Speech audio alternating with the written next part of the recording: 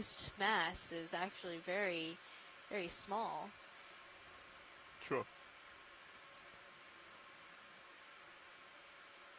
I have 2 toes in right now, so I don't really have a whole lot of port starboard. I can come up though if you'd like to. And you can see in the top of its head, there's like that glowing spot. That's where it can see. It has sensors there.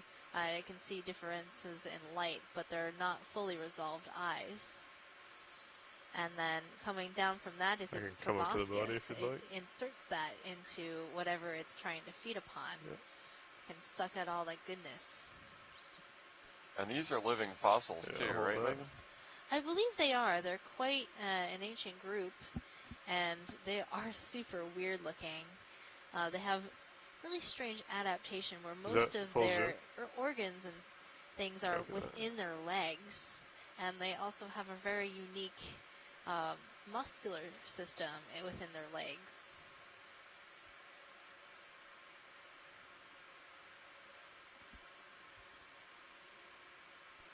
Very bizarre creatures. They are super bizarre. Very cool, though.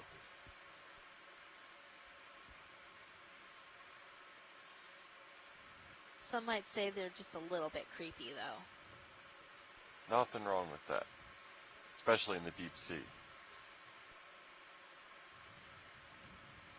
Pilot's clear. Science is. Yeah, we're clear here, pilot. Copy that. Feel free to come out. Come off the wall and continue on up. That was a really cool find. Yes, please. Thank you.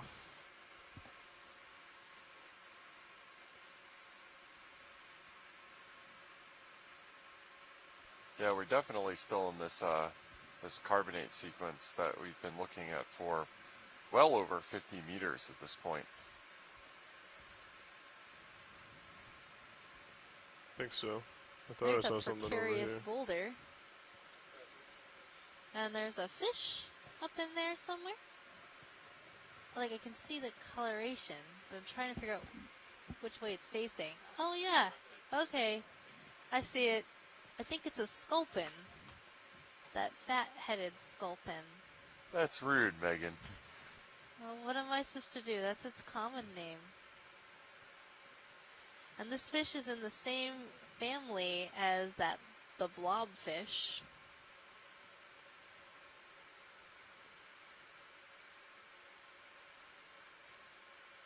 Should have enough to reach it. So we actually have a nice comic on our wall here on the ship that documents how the blobfish doesn't actually look that weird in real life. They look like this, but when you bring them up, they depressurize and start to get all plump and blobby.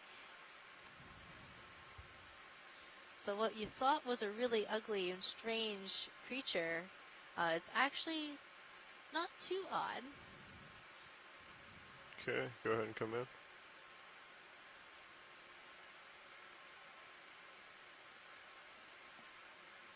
Okay, coming up a little on the rotator, coming a little more to starboard. I think it's kind of cute. Looks very majestic from this angle. Looks like he's been sitting there for a while. Yeah. Coming up on the rotator. Also fairly mantled in sediment, but apparently does not care. Well, I mean, it's trying to blend in, and I think it's doing a good job. So these guys often act as ambush predators as well. They sit very still on the bottom and wait for, a meal to come its way. Coming up with a rotator. Holding there. Yeah, it has sort of a chubby belly. It's adorable. Coming up with a rotator.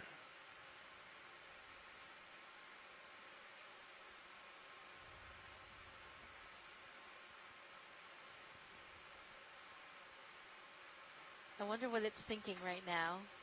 We can see a reflection in its eye. Coming up. Coming over.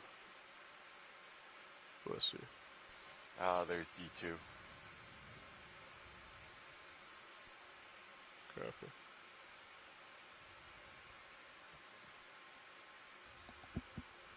Understood.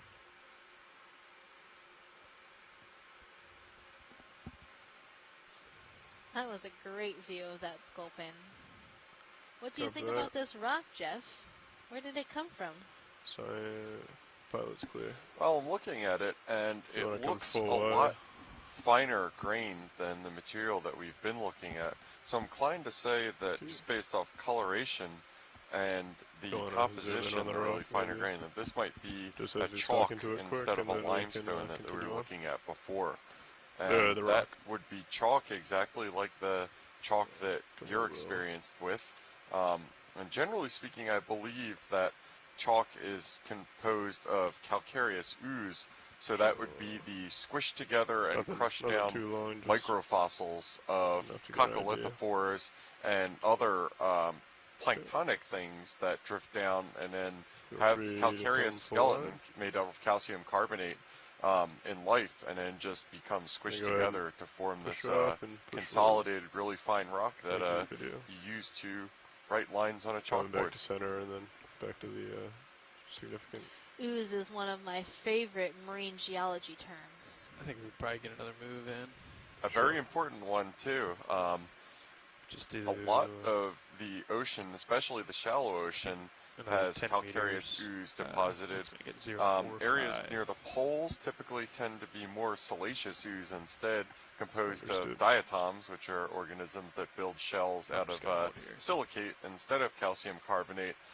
But most of the ocean basins, especially the Pacific, areas that are relatively deep, do not have calcareous ooze because it's deeper than the depth at which calcium carbonate can precipitate out of the seawater. So it starts to get dissolved as it goes down because the water is mildly acidic and it can't accumulate. And the depth at which calcium carbonate can no longer doesn't precipitate out of seawater or dissolves into seawater, or if it is in the form of a shell, is called the carbonate compensation depth, or CCD.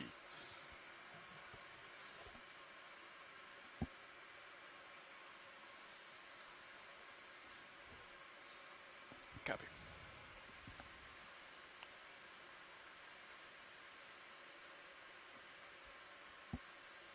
That's a bone to throw out on to the poor chemical oceanographers, who I feel like really get the shortest end of the stick on our Great Okeanos program.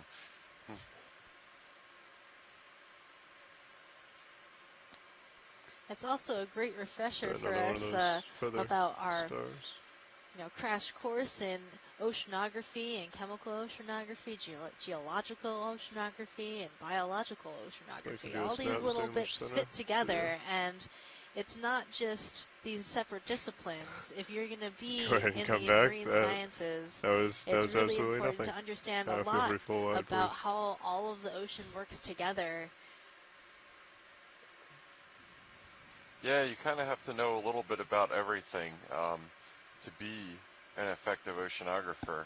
You can't be micro-specialized without having, I think, kind of a broad background to place everything into context. Go ahead and ask science. If you want to do a quick snap zoom, get a better idea of what it is coming up. Any interest we're taking in this? a look at this really small bamboo coral. Oh. It's really beautiful. So it might be the same thing we just collected. It's also branching in a V right from the base. And another orange anemone. Feel free to come out.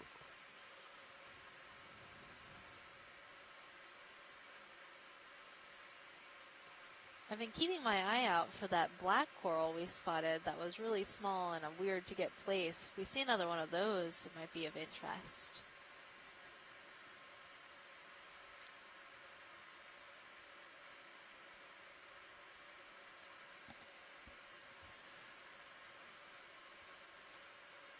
Got a little bit of tether, but yeah, and as we came level off out of this area of really scrunched together isobaths on our navigation maps, we can see that the terrain we're in right now is a little bit more gently sloping, and we're kind of in a mixed substrate right now between fine-grained sediment like we found on the canyon floor, as well as chunks and big clasts of carbonate. And this is another encrusting demasponge. It looks kind of funky in the way it's wrapped around the edge of this rock here. Okay. Feel free to come out, video. Thank you.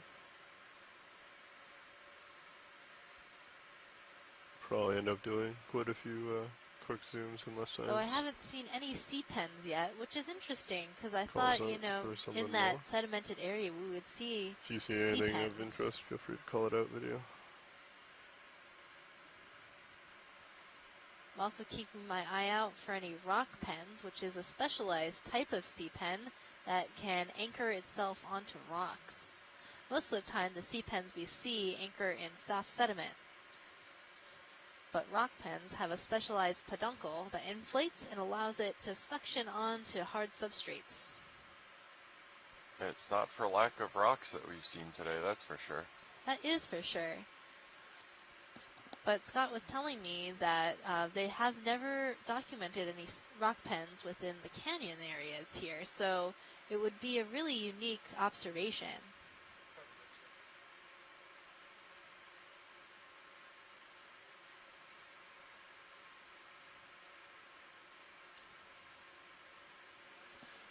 Give that a minute to settle out, but we could probably get another one in soon thereafter. Go ahead.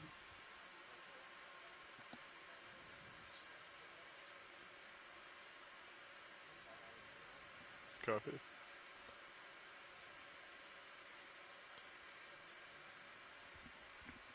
Go ahead and do a snap.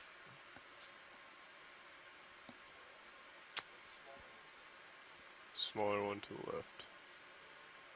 Keep going left. Looks like we've seen some tube anemones on the ground. More to the left or straight ahead? The tube anemones are on the right. There's something that our videographer sees and he wants to check out. I'm not seeing anything. We've got a bunch of small bits of demasponge, a tiny bamboo coral. That was only a few polyps. There's a squat lobster. I'll line up better for that, yeah, if you want. I don't think we're seeing really too many interesting squat lobsters hydrozoan so floating in the current over there.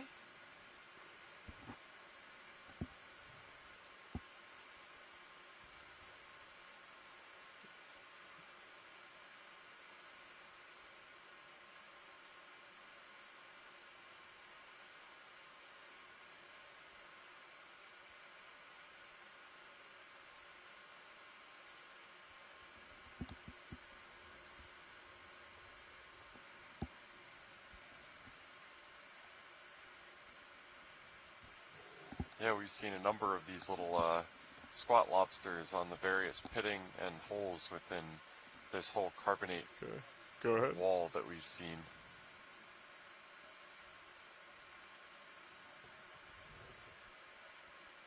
So this is a squat lobster that's found itself a nice home in one of these little pits inside the rock.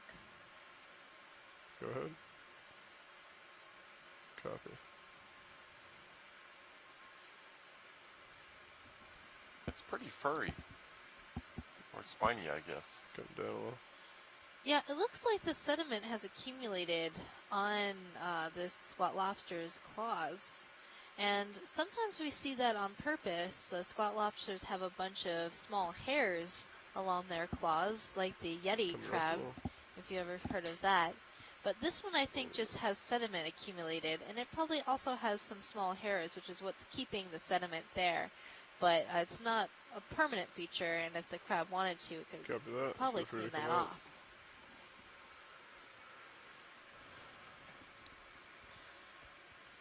Pilot, can we zoom back in? Yeah, do you see that thing to the left? Is that thing just to the left. Zoom back in, please, video. Is that one of your... So I saw an interesting hydrozoan that we're zooming in right now. And this is a Corymorphidae type hydrozoan. Coming up. It's a single polyp, and it's very soft-bodied. Holding there. Copy. And there are two genera that it could be, either Corymorpha or Brachioceranthus.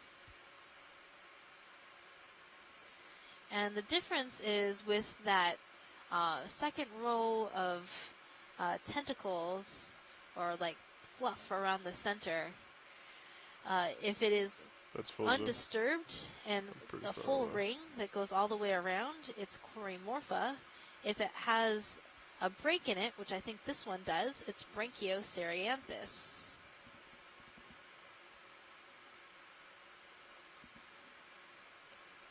Pilot's clear on science let me get in. This is Mary Wixton, your skull lobster's genus Munida, and if you could get a nice still of it, I could probably identify the species.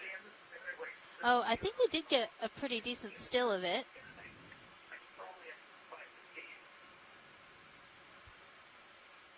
Were they asking for better imagery on the crab?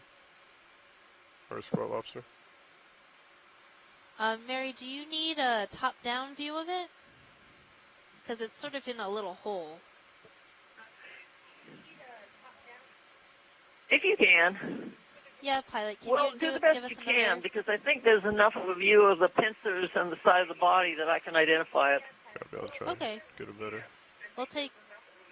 We took a few good looks at it, so we might be able to get one more good look before we leave. Still got me, what, 50? You're good. We're not moving.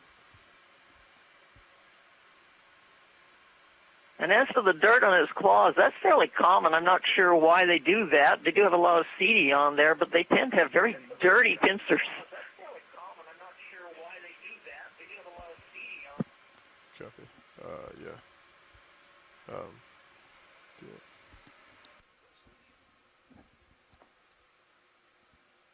Nah, get the shot. I'm going to tilt your uppers down. We have approximately 15 minutes left in our dive today.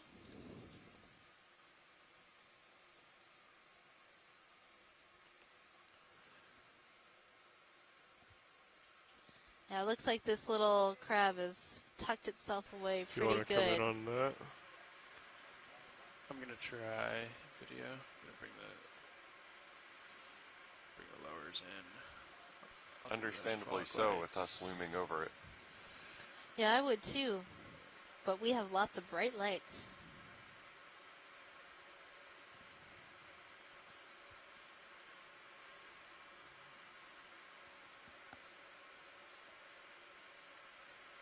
So bright, in fact, that it's making the eyes of this squat lobster glow a little bit. Come down a little. That is a quite deep hole that it's found. That. Sinking slightly. Coming up. Stand by. Well, that's a lucky fellow. They'll use a hole that's already made, but they can, to some extent, dig a hole, particularly in sedimentary rock.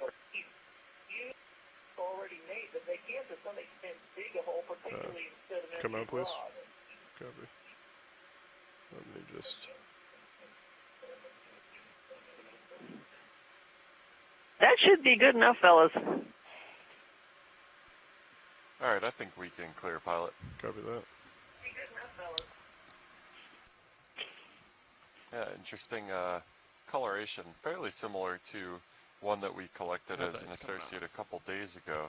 The one that we collected as an associate didn't have that kind of spikiness, I don't think, though.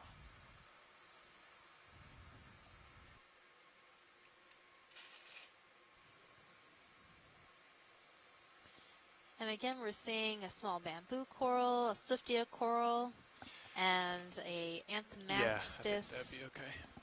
coral. That pink coral that's up there.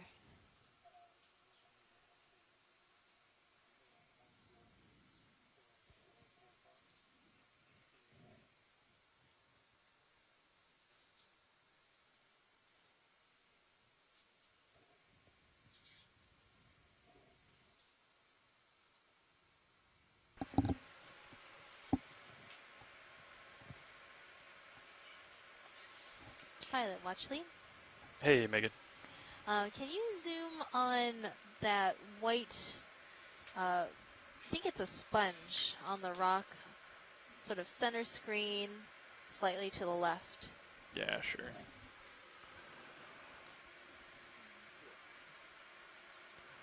Not the branching coral, right? The one to the left over here? Yeah. Okay, sure. I think it might be a sponge, but I'm not sure what it is. We can start to come in video, see if we can get an ID. I'm going to be creeping in on it. It is a sponge. It's one of those vase sponges that has the shrimps in the middle.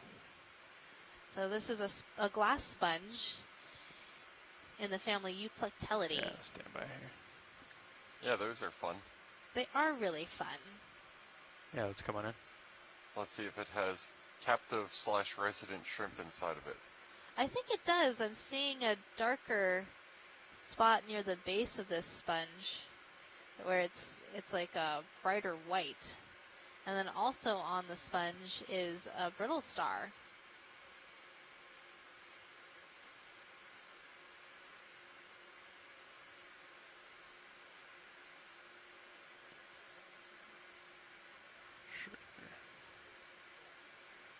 It does look like it has a pretty regular framework, but the framework breaks down near the base of this sponge. And we've been really curious to see if it's the same sponge with the same Tilt down for you. shrimps inside, or they're different sponges with different shrimps, or different sponges with the same shrimp, or the same shrimp with a different sponge. Yeah, I believe we collected one of these at Bear Seamount, right? We did, and we also collected one in the Gully Canyon. Okay. Watch lead, are we clear here? We're clear here. Thank you, pilot. Sure. Do each of those have 2 shrimp in them? That's right, Or just pilot. one? There are 2 The shrimp all belong to the same family. It's called the Spongicolidae, but as to whether it's the same thing, I kind of doubt it. Yeah, thanks, Brian. All belong to the same family. It's called the Spongicolidae, but as to whether it's the same thing, I kind of doubt it. I don't know if it was a sea pen.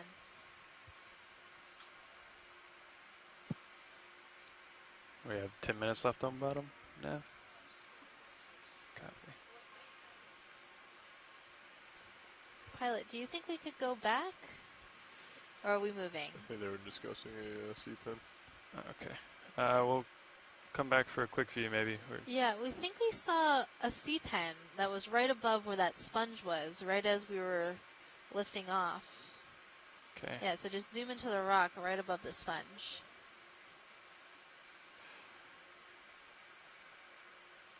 I still don't see where you're looking, Megan. The sponge that we were just looking at, maybe a foot above it, is the ship is the thing we were looking for. It's very, very small and hard to see.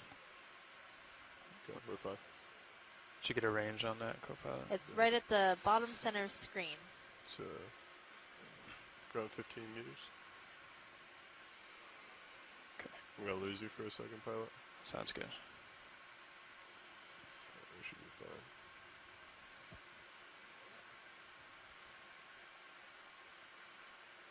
Is this what we were looking Yeah, at? that's the thing I was looking for. So I'm trying to just figure out what it is. We'll wait for that. Just give it a minute. How are we looking, co-pilot? It's either a black coral or a sea pen, both of which are things that we were interested in possibly making a collection of. Okay, so it's not a sea pen, it's a black coral. But that was a good spot, Caitlin. It is very small, so it might be very difficult to collect, and if we're moving, might as well just be better to keep going. Yeah, it's a lot. We had to come back for it, so it's harder to set back up on it once we leave. That's okay.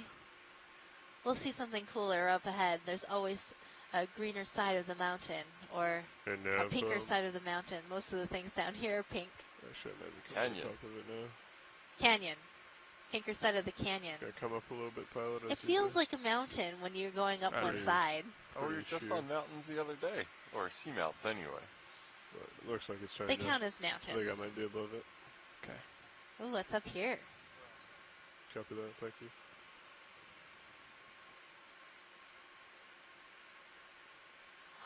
Ooh, see, it was totally worth it. Look at all of these cup corals. There are a lot of corals here. Can you take my mini It's always the end of the dive when you're like 5 minutes left on bottom. You're like, oh, this is it. Okay, pilot. We'd like to see one of the yellow corals in the middle. Copy that. Right, looking up into your brow. Thanks. I also have eyes on. Gonna come up a little bit high. So I believe something Paramuracea has been collected from here, which this could be, or it could be the Acanthogorgia. Oh, and there's a really small king crab down there. What a pile. It is. Yeah, I think they were looking for coral first.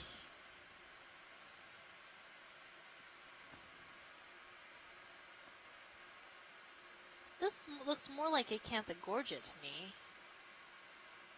All those polyps are very densely packed. They don't look like they could pull into the skeleton.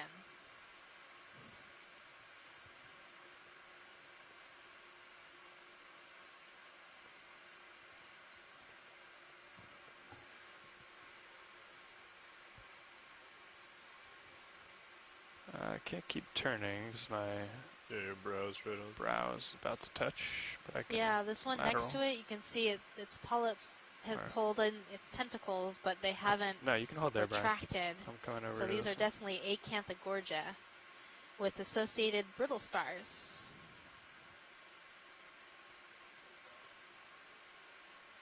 Sure. That's great. Yeah, you can see all the little sclerates along the bodies of these polyps. A very beautiful view of Acanthogorgia, type of octocoral. And similar origins to what we were seeing at the beginning of the dive.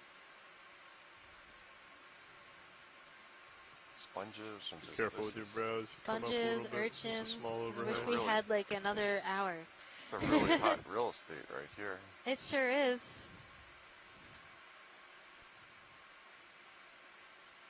I'd also like to take a look at one of those clusters of cup corals. Okay, let's get that in. Let's come a little wide. Brian, we want to take a look at this. We only have a few minutes left. Watch the. Okay, pilot. One to your right might be clear. That one's super beautiful. Just be careful on your cluster with side. the crab. Copy. Yeah, why is it so dense? That's like, I don't understand why there's just these... We just came over this ledge and it was, oh, here's everything. All the things you were looking for. Well, it's dense within it, and then even here where like there's plenty of room, and instead they're just all clustered on top of each other. I think it could be just the way that these ones grow, and I don't think this particular group has been observed within beach before. This looks like a desmophyllum cup coral, because they have these very large plates that make up the calyx of this coral. I really wish we could get a collection, but I don't know if we have enough time for that.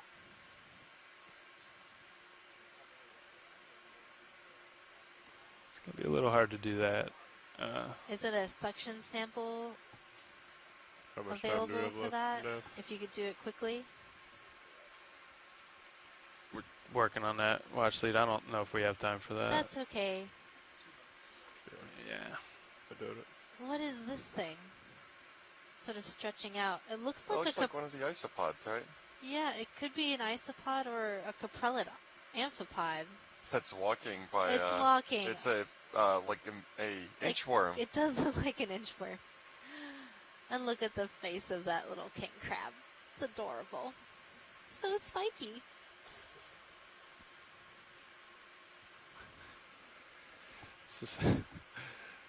Yeah, I like that inchworm isopod. I've never seen those move before. And look at it go. It's just extending its entire body length every time it takes a step. That's a lot larger than I thought it was. Yeah, wow. What? It's so long. Whoa. How hard does it go? Wow. I think it's like it grew. That was just insane. I don't think I've ever seen that before. Weird. That was cool. All right, Watch Sage, you want to do a snap zoom or anything else here? We got to go. Okay, let's just get a nice wide view before we leave. Yeah, this is a nice view. This is a beautiful wall. Wow. I could stay here for another. Oh, look at that! Can we snap zoom that long, spindly coral at the top? I'm sorry, right? this option is not available. Did you hear that? I didn't hear it. Come on in. Quick zoom. Oh, this is a really great black coral. Even better. Fill frame, yeah. We got a few seconds here. There's a little spot lobster in its branches and a beautiful brittle star. Would have been a really great collection as well. Even better than those Scleractinian cup corals. Your brow's starting to get pretty close. Yeah. Thanks. All right, video. Let's go. That's a weird-looking associate. We gotta go. That's a squat lobster. Oh, it's a funky-looking squat lobster. What are your thoughts? It just had its arm kind of backwards. Above that, and then you can push up. I think so. Okay. So take your. But it's a different family than the one you just looked at. That's right. What kind of squat lobster do you think that was, Mary? This one, I think, is in the Chirostyloidea rather than in the Galatheoidea. Munida belongs to a group called the Galatheidae. This one, I'm pretty sure, is the Chirostylid. They live among these black corals and salt corals. Megan is having a conniption right now as we lift off bottom on this place that we probably would have spent a solid couple hours on. So take your last view of Veatch Canyon as we ascend at the end of dive number 11 on EX1905 Leg 2. If you are interested in planning or inputting any thoughts for tomorrow's dive, which is a combination benthic midwater dive, stick around. We'll have that meeting in about 10 minutes. Otherwise, thank you for joining us today. This is Jeff O'Belts, your geology lead from the Naval Research Lab, signing off. So our dive tomorrow will be at Block Alvin Inter-Canyon area. Stuff coming up. What do we want to do? Excited. Really wish we could have stayed here for like 10 more minutes, but this is your biology lead, Megan Putz, signing off. So if I come to starboard, I should be clear, right?